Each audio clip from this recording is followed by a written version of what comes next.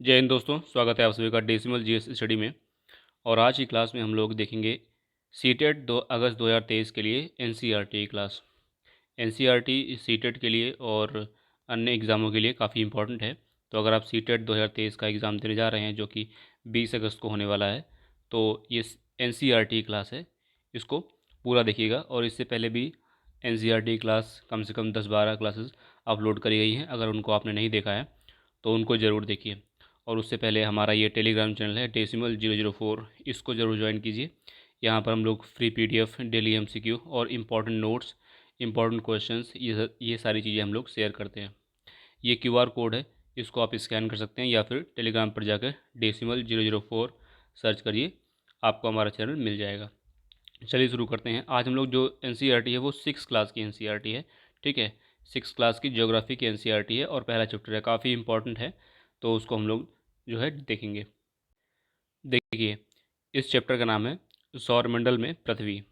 सौरमंडल में पृथ्वी, और ये काफ़ी इंपॉर्टेंट चैप्टर है 6 क्लास का, लेकिन इसमें जो है बहुत सारे फैक्ट दिए हैं जो एग्ज़ाम्स में पूछे जाते हैं, ठीक है। और ये जो अब देख रहे हैं ये वाला फिगर काफ़ी इंपॉर्टेंट है, यहाँ से डायरेक्ट क्वेश्चन आया है सीटेट में, ठीक है।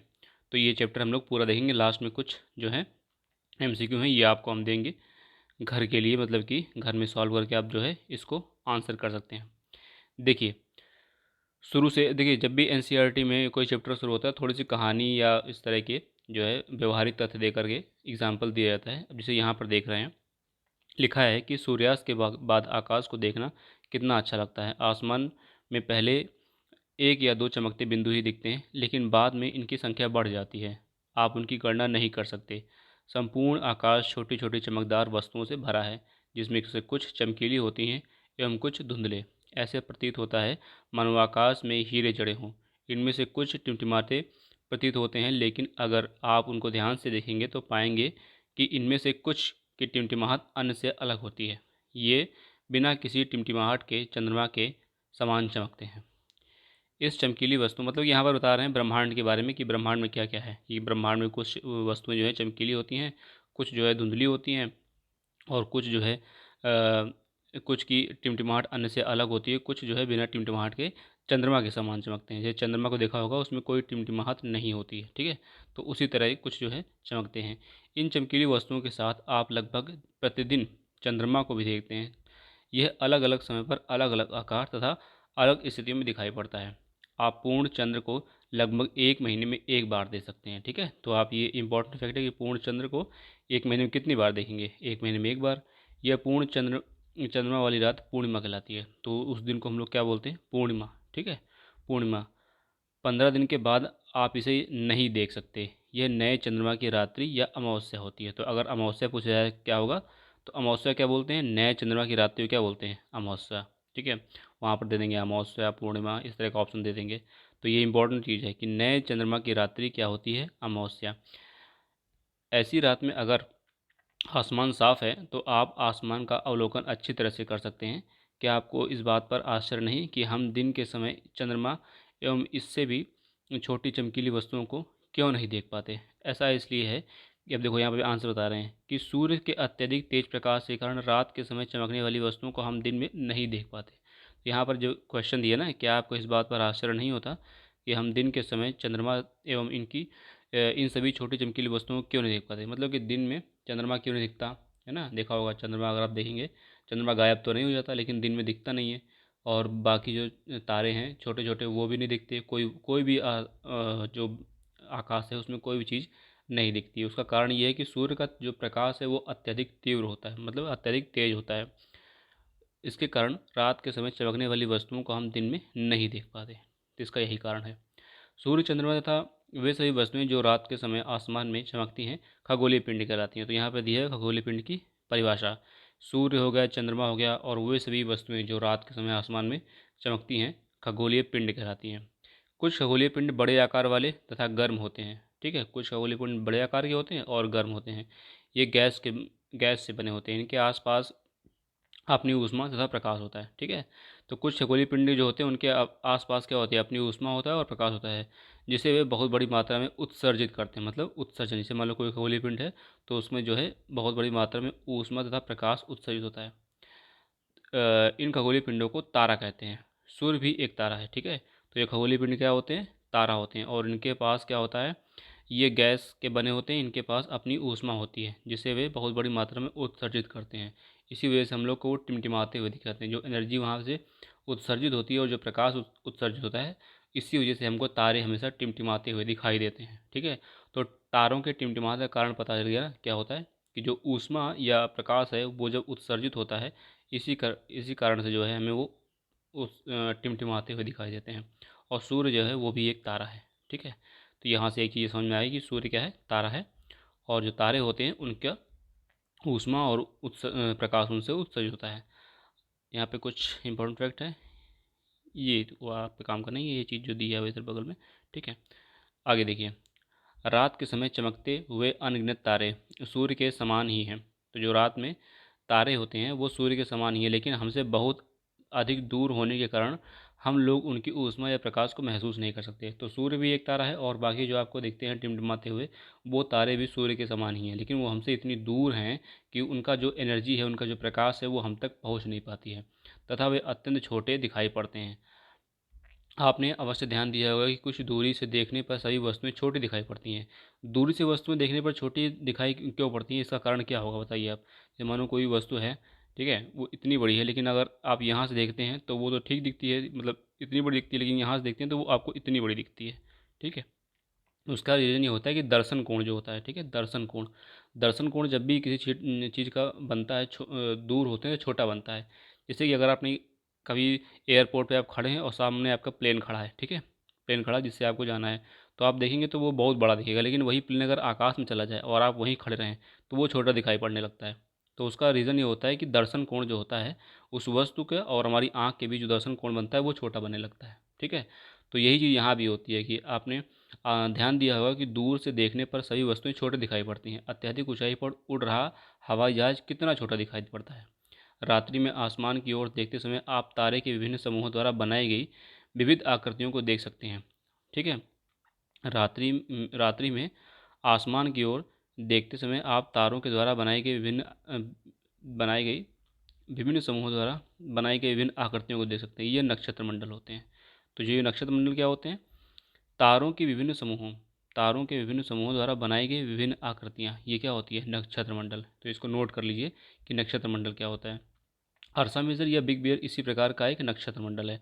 तो अगर पूछ सकते हैं कि अर्सा मेजर क्या है या बिग बियर क्या है, तो ये क्या है? दोनों नक्षत्र मंडल हैं। इसको नोट कर लीजिए, यहाँ से पूछा है और ये पूछा भी गया है अर्सा मेजर और बिग बियर के बारे में कुछ एग्जाम्स में, तो सीटेट में भी पूछ सकते हैं। बहुत आसानी से पहचान में आने वाले नक्षत्र मंडल हैं सप्तऋषि। सप्तऋषि क्या है? एक नक्षत्र मंडल है। सप्त मतलब सात होता है और ऋषि मतलब संत होता है, ठीक है। तो सप्तऋषि यह सात तारों का समूह है जो कि नक्षत्र मंडल अर्सा मेजर का भाग है। तो अगर पूछा जाए कि जो सप्त ऋषि है वो किसका भाग है, तो वो किसका भाग है? अर्सा मेजर का, ठीक है। अर्सा जो सप्त ऋषि है वो एक नक्षत्र मंडल है, वो किसका भाग है? अर्सा मेजर का। अ, अपने परिवार या पड़ोस में किसी भी बड़े व्यक्ति से कहिए कि वह आपको आसमान में, ये तो बच्चों के लिए हो गया, ठीक है। प्राचीन समय में लोग रात्रि में दिशा का निर्धारण तारों की सहायता से करते थे, ठीक है। उत्तर दिशा का तारा पता कर लो और फिर जो है उसी से दिशा का अंदाजा लगा सकते हैं। जैसे कि आज भी देखा होगा जो हम लोग का मैप होता है ना, उसमें उत्तर ऊपर होता है, तो उत्तर आपको पता चल गया तो आप बता सकते हो कि पूर्व इधर होगा, पश्चिम इधर होगा, दक्षिण इधर होगा, ठीक है। तो एक डायरेक्शन पता करनी होती है और वो है उत्तर वाली, तो हमको पता चल गई। जो कि देखो उत्तरी तारा उत्तर दिशा को बताता है, इसे ध्रुव तारा कहते हैं। तो जो उत्तर दिशा को बताएगा वो क्या होगा? ध्रुव तारा, ठीक है। इस चीज़ को ध्यान रखिएगा, उत्तर दिशा को कौन बताता है? ध्रुव तारा। तो ध्रुव तारे को भाई यहाँ पता चलेगा दूसरा क्या होता है, ठीक है। ध्रुव तारा क्या होता है यहाँ से पता चल गया आपको।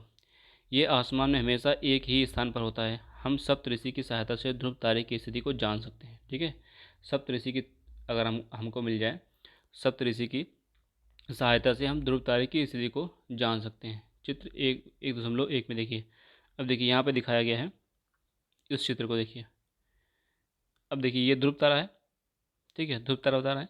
अब यहाँ से आप पता कर सकते हो कि यहाँ से देखो 1 2 3 4 5 6 7 सप्तऋषि की जो है, सप्तऋषि की जो दो तारे हैं ये वाले एक ही सीध में है और इसी के सीध में जो है ध्रुव तारा आपको मिल जाएगा, ठीक है। और ध्रुव तारा मिल गया तो ध्रुव तारा मिलने के बाद आप पता कर सकते हो कि पूर्व किधर है, ठीक है, पश्चिम किधर है, दक्षिण किधर है, ठीक है। तो सारी दिशाओं का इससे ज्ञान हो जाएगा ध्रुव ध्रुव तारे से। आगे देखिए,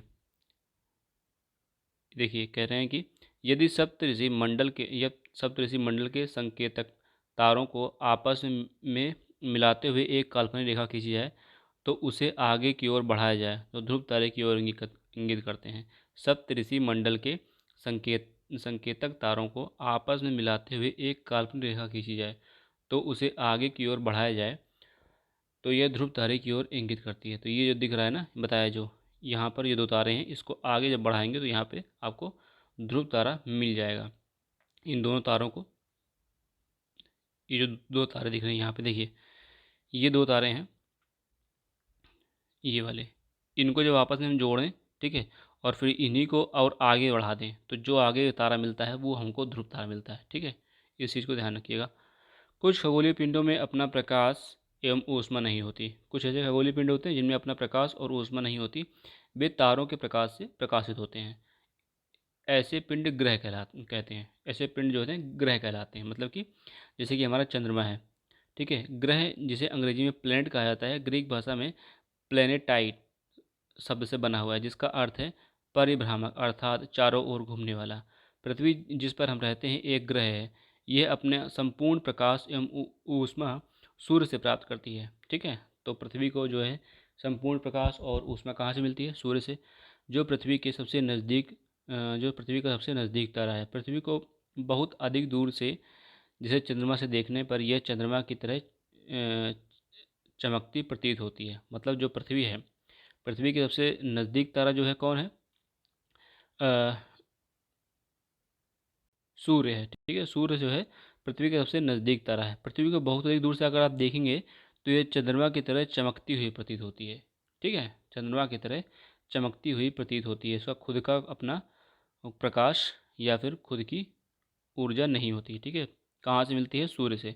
अब देखिए कुछ रोचक तथ्य कह रहे हैं। बृहस्पति, शनि, यूरेनस के चारों ओर छल्ले हैं। ये छल्ले विभिन्न पदार्थों के असंख्य छोटे छोटे पिंडों से बनी पट्टियां हैं। पृथ्वी से इन छल्लों को शक्तिशाली दूरबीन की सहायता से देखा जा सकता है। तो ये जो छल्ले हैं कहाँ मिलेंगे आपको? बृहस्पति, शनि, यूरेनस के चारों ओर। ये पूछा जाता है कि जो छल्ले हैं वो किसके किसके किनारे हैं, तो चारों ओर हैं, सॉरी। बृहस्पति, शनि और यूरेनस के चारों ओर छल्ले हैं। इस चीज़ को ध्यान रखिएगा, तीनों का नाम ध्यान रखिएगा। अब देखिए यहाँ पर एक इम्पॉर्टेंट चित्र है। चित्र जो था इस तरह था, इस तरह मैंने इसको इस तरह कर दिया है। एनसीईआरटी में आपको जिसे पीछे दिख रहा है वैसे ही मिलेगा। अब देखिए यहाँ पर क्या है, इधर पहले सूर्य दिखाया गया, ठीक है, फिर ये बुध दिखाया गया, फिर आपको, सॉरी एक सेकेंड, हाँ, ये बुध दिखाया गया, ठीक है, ये शुक्र दिखाया गया जो है, एक सेकेंड रुकिएगा ज़रा सा, हाँ देखिए, ये है, ये बुध है, ठीक है, ये शुक्र है, ये पृथ्वी है, ठीक है, और ये मंगल है। फिर आप देखेंगे तो ये बृहस्पति है और ये शनि है, ये शनि है और ये यूरेनस है और ये नेपच्यून है, ठीक है। तो ये सारी चीज़ें आप देखिए। यहाँ पर आपको ध्यान कैसे रखना है यहाँ पर।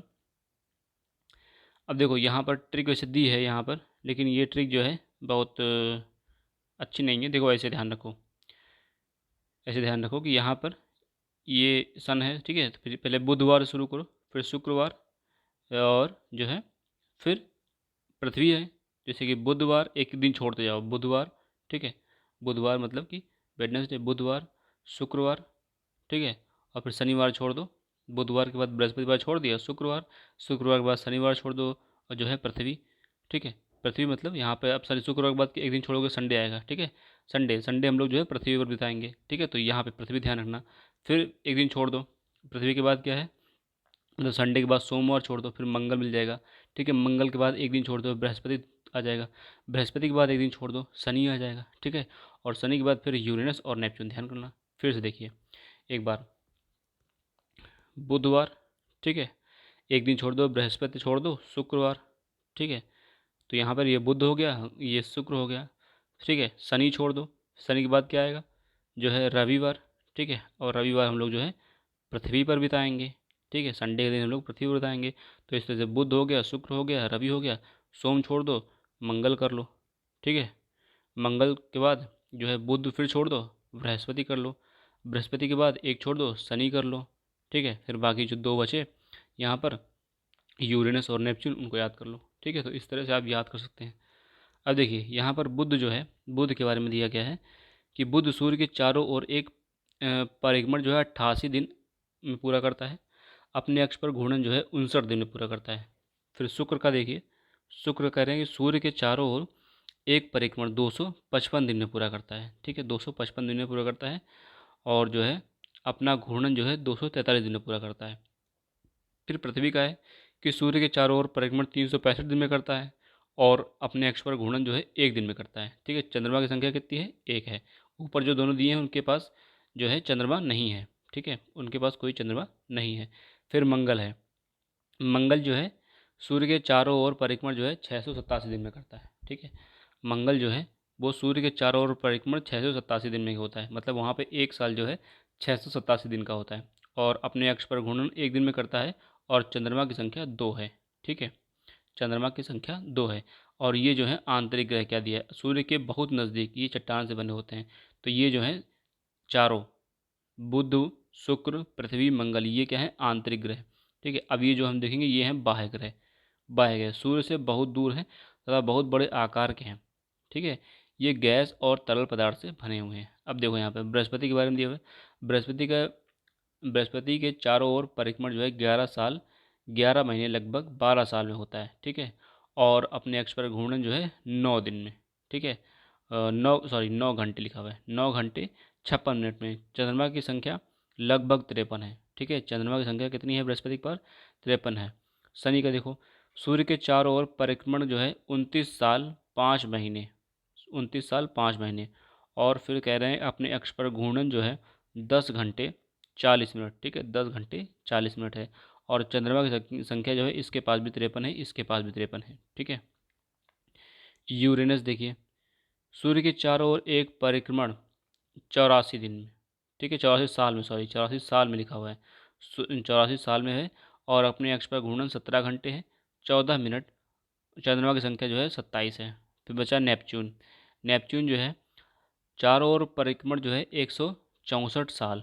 ठीक है, अपने अक्ष पर घूर्णन 16 घंटे 7 मिनट और चंद्रमा की संख्या 13 है। ठीक है, तो इस चीज़ को थोड़ा सा ध्यान रखिएगा। आंतरिक ग्रह के बारे में पूरी डिटेल, मतलब इसमें तो कोई वो नहीं है, मतलब कि बुध के बारे में, शुक्र के बारे में, पृथ्वी के बारे में सारी चीज़ें पता होनी चाहिए। और बृहस्पति शनि के बारे में पता होना चाहिए। देखो इन दोनों के चंद्रमा 2 हैं, बराबर हैं। ठीक है, इसके भी 53 है, इसके भी 53 है। तो पूछ सकते हैं कौन से 2 ग्रह हैं जिनके चंद्रमा जो है बराबर हैं। तो इस चीज़ को ध्यान रखिएगा कि जो बृहस्पति है और शनि है दोनों के चंद्रमा जो है बराबर हैं। आगे देखिए,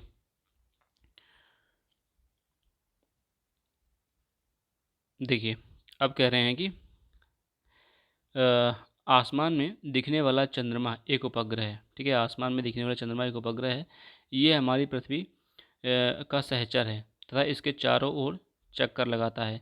हमारी पृथ्वी के समान 7 अन्य ग्रह हैं जो सूर्य से प्रकाश एवं ऊष्मा प्राप्त करते हैं। उनमें से कुछ के पास अपने भी चंद्रमा भी हैं। ठीक है, तो ऊपर जो हम लोगों ने देखा है चित्र, उसमें उसके बारे में बताया जा रहा है कि कुछ ऐसे ग्रह हैं जिनके अपने खुद के चंद्रमा हैं।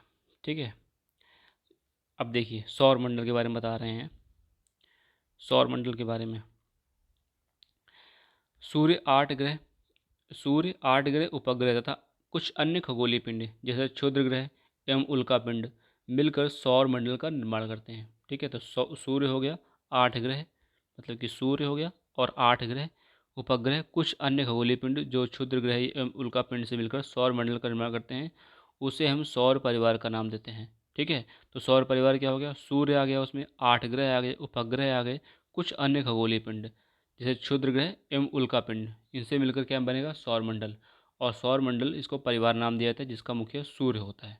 ठीक है, तो यहाँ पे इम्पॉर्टेंट चीज़ ये थी कि सूर्य आएगा, सौर मंडल में 8 ग्रह होंगे, उपग्रह होंगे, कुछ अन्य खगोलीय पिंड जैसे क्षुद्र ग्रह और उल्का पिंड, इन सबसे बन के सौर मंडल बनता है। अब सूर्य के बारे में देखिए दिया है, सूर्य सौर मंडल के केंद्र में स्थित है। ये बहुत बड़ा है, ये अत्यधिक गर्म गैसों से बना हुआ है। इसका खिंचाव लगभग इससे सौर मंडल को बांधे रखता है। मतलब इसका खिंचाव इससे सौर मंडल को बांधे रखता है, मतलब जो जो उसका सूर्य का बल है, ठीक है, खिंचाव है, वो बांधे रखता है पूरे सौर मंडल को। सूर्य सौरमंडल के लिए प्रकाश एवं ऊष्मा का एकमात्र स्रोत है। मतलब और कहीं से जो सौरमंडल है वहाँ पे प्रकाश या ऊर्जा नहीं आती। केवल सूर्य ही एक ऐसी सोर्स है जहाँ से प्रकाश और ऊर्जा मिलती है।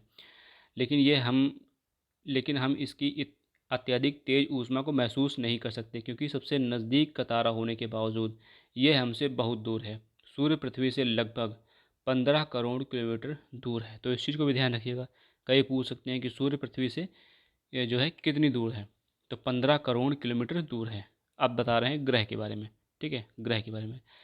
हमारे सौरमंडल में 8 ग्रह हैं। सूर्य से दूरी के अनुसार उन्हें बुध, शुक्र, पृथ्वी, मंगल, बृहस्पति, शनि, यूरेनस, नेपच्यून। जो ट्रिक बताई वो ध्यान रखना। बुधवार, शुक्रवार, पृथ्वी मतलब रविवार, एक एक दिन छोड़ते हैं ना, बुधवार, शुक्रवार, और फिर जो है शनिवार, सॉरी एक मिनट, एक दिन छोड़ना है ना, बुधवार, शुक्रवार और फिर रविवार। रविवार हम लोग पृथ्वी पर बिताएंगे, फिर एक दिन छोड़ना मंगलवार, फिर एक दिन बृहस्पतिवार, फिर एक दिन शनिवार। ठीक है, फिर यूरेनस और नेपच्यून ध्यान रखना। ये ट्रिक मत ध्यान रखना, थोड़ा अगर आपको याद हो तो यही याद कर लेना जो आपको ठीक लगे। आगे देखो, सौरमंडल के सभी 8 ग्रह एक निश्चित पथ पर सूर्य का चक्कर लगाते हैं। ये रास्ते दीर्घवृत्ताकार में फैले हुए हैं, ये कक्षा कहलाते हैं। ठीक है, तो कक्षा क्या होते हैं? सौरमंडल के सभी ग्रह, सौरमंडल के सभी 8 ग्रह एक निश्चित पथ पर सूर्य का चक्कर लगाते हैं। ये रास्ते दीर्घवृत्ताकार में फैले हुए हैं, ये कक्षा कहलाते हैं। बुध सूर्य के सबसे नज़दीक है। तो बुध जो है वह सूर्य के सबसे नज़दीक है, इस चीज़ को ध्यान रखना। बुध से ही शुरू होता है ना, बुध, शुक्र, पृथ्वी, ऐसे शुरू होता है ना। बुध जो है सूर्य के सबसे नज़दीक है। अपनी कक्षा में सूर्य के चारों ओर एक चक्कर लगाने में इसे केवल 88 दिन लगते हैं। शुक्र को पृथ्वी का जुड़वा ग्रह माना जाता है। अगर पूछा जाए कि किसको जुड़वा, ये पूछा भी जाता है कभी कभी कि किसको पृथ्वी का जुड़वा ग्रह कहा जाता है। ठीक है, तो शुक्र को पृथ्वी का जुड़वा ग्रह माना जाता है, क्योंकि इसका आकार एवं आकृति लगभग पृथ्वी की ही तरह है। ठीक है, बिल्कुल पृथ्वी की तरह है इसका आकार और आकृति।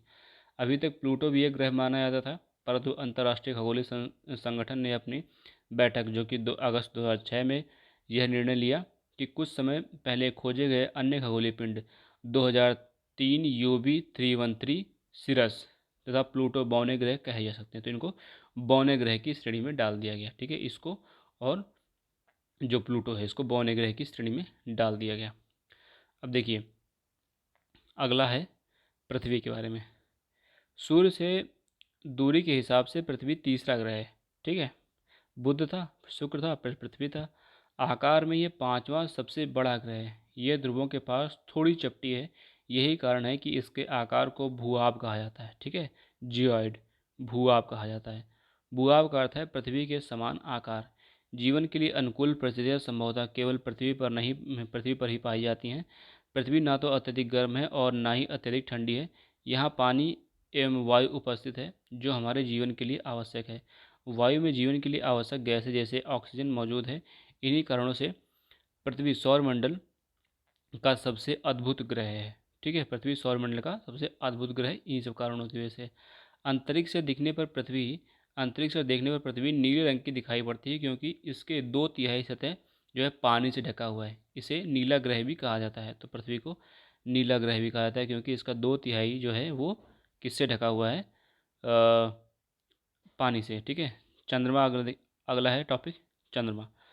हमारी पृथ्वी के पास केवल एक उपग्रह है जिसे चंद्रमा कहते हैं। इसका व्यास पृथ्वी के व्यास का केवल 1/4 है। ठीक है, 1/4 है। ठीक है, इतना बड़ा इसलिए प्रतीत होता है क्योंकि यह हमारे ग्रह से अन्य खगोलीय पिंडों की अपेक्षा नज़दीक है। तो हमारे जो पृथ्वी है उसके बहुत नज़दीक है, इसलिए ये जो है हमको इतना बड़ा दिखाई पड़ता है। आगे देखिए, ये हमसे लगभग जो है 3,84,400 किलोमीटर। ठीक है, 3,84,400 किलोमीटर दूर है। अब आप पृथ्वी से चंद्रमा एवं सूर्य की दूरियों की तुलना कर सकते हैं। मतलब यहाँ बताया गया है कि सूर्य से जो है वो पृथ्वी से चंद्रमा कितनी दूर है। ठीक है, अब आगे देखिए, नील आर्मस्ट्रांग पहले व्यक्ति थे जिन्होंने 20 जुलाई 1969 को सबसे पहले चंद्रमा पर सतह पर कदम रखा। मालूम करो कि क्या कोई भारतीय चंद्रमा पर गया है। आगे देखिए, उपग्रह क्या है। उपग्रह एक खगोलीय पिंड है जो ग्रहों के चारों ओर उस प्रकार चक्कर लगाता है जिस प्रकार यह ग्रह यह सूर्य के चारों ओर चक्कर लगाते हैं। ठीक है, फिर मानव निर्मित उपग्रह के बारे में बताया गया है। एक कृत्रिम पिंड है, ये वैज्ञानिकों द्वारा बनाया गया है, जिसका उपयोग ब्रह्मांड के बारे में जानकारी प्राप्त करने एवं पृथ्वी पर संचार माध्यम के लिए किया जाता है। इसे रॉकेट के द्वारा अंतरिक्ष में भेजा जाता है। ठीक है, रॉकेट के द्वारा एवं पृथ्वी की कक्षा में स्थापित कर दिया जाता है। अंतरिक्ष में उपस्थित कुछ भारतीय उपग्रह इनसेट, IRS, एडुसेट, ये सारी चीज़ें। ठीक है, उपग्रह ये पूछा भी गया था, ये इसमें सीटेट में आया भी था। ये जो एडुसेट है ना, ये पूछा भी गया था, एडुसेट सीटेट में। अब आगे देखिए, बस थोड़ा सा चैप्टर बचा है। जो है चंद्रमा पृथ्वी का एक चक्कर जो है 27 दिन में पूरा करता है। लगभग इतने ही समय में यह अपनी कक्षा का एक चक्कर भी पूरा करता है। इसके परिणाम स्वरूप पृथ्वी से हमें चंद्रमा का केवल एक ही भाग दिखाई पड़ता है। ठीक है, तो यहाँ पे कुछ फैक्ट दिया हुआ है कि चंद्रमा जो है पृथ्वी का लगभग एक चक्कर 27 दिन में पूरा करता है। लगभग इतने ही समय में ये अपने अक्ष का एक चक्कर भी पूरा करता है। मतलब इसका जो पृथ्वी के परिक्रमण काल है और अपने अक्ष पर घूर्णन है, लगभग समान है। इसके परिणाम स्वरूप पृथ्वी से हमें चंद्रमा का केवल एक ही भाग दिखाई पड़ता है, दूसरा भाग नहीं दिखाई पड़ता। ठीक है, चंद्रमा की परिस्थितियाँ जीवन के लिए अनुकूल नहीं है। ठीक है, चंद्रमा की जो परिस्थितियाँ हैं वो जीवन के लिए अनुकूल नहीं। और यहाँ पे जो बताया गया है कि केवल एक भाग क्यों दिखाई पड़ता है, क्योंकि जो इसका पृथ्वी के चारों ओर परिक्रमण काल है और इसका घूर्णन काल लगभग बराबर है। तो ये हमको क्या होता है, हमेशा एक ही साइड से दिखाई देता है, दूसरे साइड इसका हम देख ही नहीं पाते। ठीक है, यही कारण है इसका। अगर पूछा जाए कि क्या कारण है कि चंद्रमा का जो है एक ही साइड हमें दिखाई पड़ता है, दूसरा साइड नहीं दिखाई पड़ता, तो उसका पीछे रीज़न क्या है कि जो इसका पृथ्वी का परिक्रमण काल है और इसका खुद का घूर्णन काल दोनों बराबर हैं लगभग। चंद्रमा की परिस्थितियाँ जीवन के लिए अनुकूल नहीं हैं। इसकी सतह पर पर्वत, मैदान एवं गड्ढे हैं जो चंद्रमा की सतह पर छाया बनाते हैं। पूर्णिमा के दिन चंद्रमा पर इनकी छाया को देखा जा सकता है। ठीक है, अब देखिए क्षुद्र ग्रह हैं, फिर उल्कापिंड है। देखिए ये भी काफ़ी इंपॉर्टेंट है। क्षुद्र ग्रह क्या होते हैं? तारों, ग्रहों एवं उपग्रह के अतिरिक्त असंख्य छोटे पिंड भी सूर्य के चारों ओर चक्कर लगाते हैं। इन पिंडों को क्षुद्र ग्रह कहा जाता है। ठीक है, तारे, ग्रह और उपग्रह के अतिरिक्त असंख्य छोटे पिंड जो हैं सूर्य के चारों ओर चक्कर लगाते हैं, इसको क्षुद्र ग्रह कहते हैं। ये मंगल एवं बृहस्पति की कक्षाओं के बीच पाए जाते हैं। तो कहाँ पर पाए जाएंगे आपको? मंगल और बृहस्पति की कक्षा के बीच क्या मिलते हैं? क्षुद्र ग्रह। अब देखो ऊपर जो चित्र है, ये देखो, ये मंगल है, ये मंगल है। ठीक है, और ये बृहस्पति है, ये मंगल है और ये बृहस्पति। तो ये जो पट्टी दिख रही है ये वाली, ये है क्षुद्र ग्रह की पट्टी। ठीक है, आइए आगे देखिए। वैज्ञानिकों के अनुसार क्षुद्र ग्रह ग्रह के ही भाग हैं जो कि बहुत वर्ष पहले विस्फोट के बाद ग्रहों से टूटकर अलग हुए। तो क्षुद्र ग्रह कुछ नहीं है। क्षुद्र ग्रह क्या है? कभी किसी ग्रह का ही पार्ट थे। ठीक है, लेकिन कभी विस्फोट हुआ तो वो उस ग्रह से अलग हो गए।